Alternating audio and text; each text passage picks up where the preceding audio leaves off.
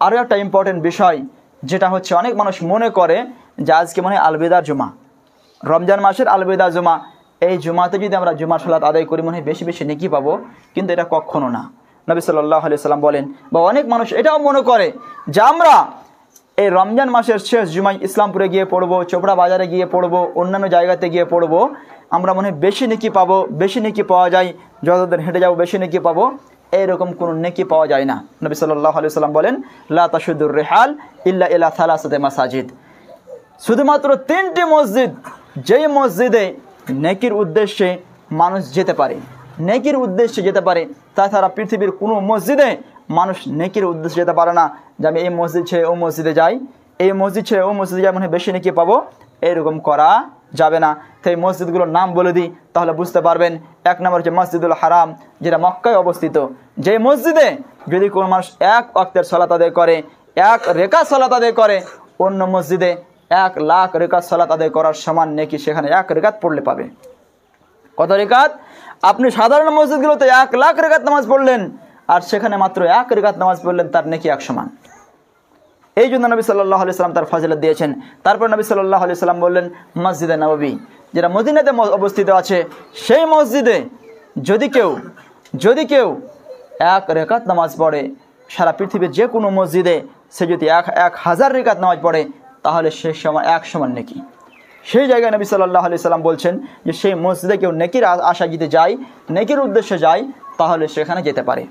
আর একটা মসজিদ যেটা ফিলিস্তিনে অবস্থিত, বাইতুল মাকদিস, যে মসজিদে যদি কেউ 1 রেকাত নামাজ পড়ে, সারা পৃথিবীর যে কোনো মসজিদে 100 রাকাত নামাজ পড়তে হবে, তাহলে তার সমান নেকি পাবে। সেই মসজিদে যদি কোনো মানুষ নেকির উদ্দেশ্যে যায়, তাহলে সে নেকি বেশি পাবে, তাছাড়া কিন্তু নেকি পাবে না।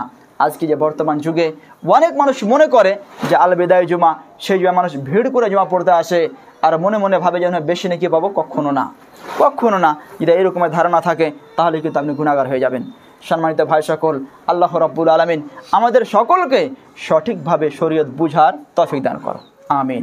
আল্লাহ রাব্বুল আলামিন আমাদের সকলের রোজা তুমি কবুল করো, আমিন।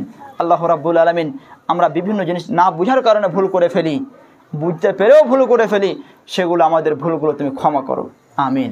আল্লাহ রাব্বুল আলামিন আমাদের রমজান মাসটা, এই রোজাগুলো, আমাদের তারাবিগুলো, আমাদের লাইলাতুল কাদের রাত জাগরণগুলোকে তুমি কবুল করো, আমিন। আল্লাহ রাব্বুল আলামিন আমাদের সকলকে এমন আমল করার তৌফিক দাও যে আমল তুমি গ্রহণ করো। আল্লাহুম্মা ইন্নী আসআলুকা ইলমান নাফিয়া ওয়া রিজকান তাইয়্যিবা ওয়া আমালান মুতাকাব্বালা, আমিন। আল্লাহুম্মা ইন্নী আসআলুকা ইলমান নাফিয়া ওয়া রিজকান তাইয়্যিবা ওয়া আমালান মুতাকাব্বালা। আল্লাহুম্মা ইন্নী আসআলুকা ইলমান নাফিয়া ওয়া রিজকান তাইয়্যিবা ওয়া আমালান মুতাকাব্বালা।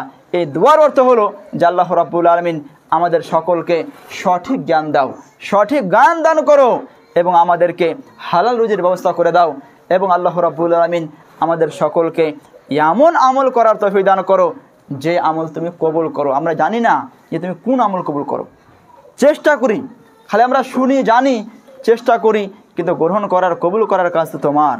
আল্লাহ রাব্বুল আলামিন আমাদেরকে ওই সমস্ত কাজ করার তৌফিক দান করো যেগুলো তুমি কবুল করো, যে আমলগুলো তুমি কবুল করো। আল্লাহ রাব্বুল আলামিন আমাদের সকলকে সুস্থ রাখো, আমিন। আল্লাহ রাব্বুল আলামিন আমাদের মধ্যে অনেক মানুষ অসুস্থ আছে, তাদের অসুস্থতাকে তুমি দূর করো। আল্লাহ রাব্বুল আলামিন আমাদের সকলের দান, খায়রাত, সাদকা এগুলো তুমি কবুল করো, আমিন। আল্লাহ রাব্বুল আলামিন আমাদের সকলের ঈদকে ঈদের মতো করে কাটার তৌফিক দান করো, আমিন। আল্লাহ রাব্বুল আলামিন আমাদের সকলের ঈদে যে বেহায়াগুলো হয়, বিভিন্ন রকমের শরীয়ত খেলাফ কাজগুলো হয়, সে সমস্ত জিনিস থেকে বাঁচার তৌফিক দান করো, আমিন। আল্লাহ রাব্বুল আলামিন আমাদের পৃথিবীর বুকের সকল ফিতনা থেকে বাঁচার তৌফিক দান করো, আমিন। আল্লাহ রাব্বুল আলামিন আমাদের কবরের আযাব থেকে বাঁচাও, আমিন। আল্লাহ রাব্বুল আলামিন আমাদের সকলকে জান্নাতুল ফিরদাউস দান করো, আমিন। আল্লাহ রাব্বুল আলামিন এই রমজান মাসটা যেন আমাদের জন্য মূল্যবান হয়, আমরা যেন এই রমজান মাসে আমাদের সকল গুনাহকে মাফ করতে পারি, তার তৌফিক দান করো, আমিন। আউযু বিল্লাহি মিনাশ শাইতানির রাজিম। বিসমিল্লাহির রহমানির রহিম। কুল হুয়াল্লাহু আহাদ।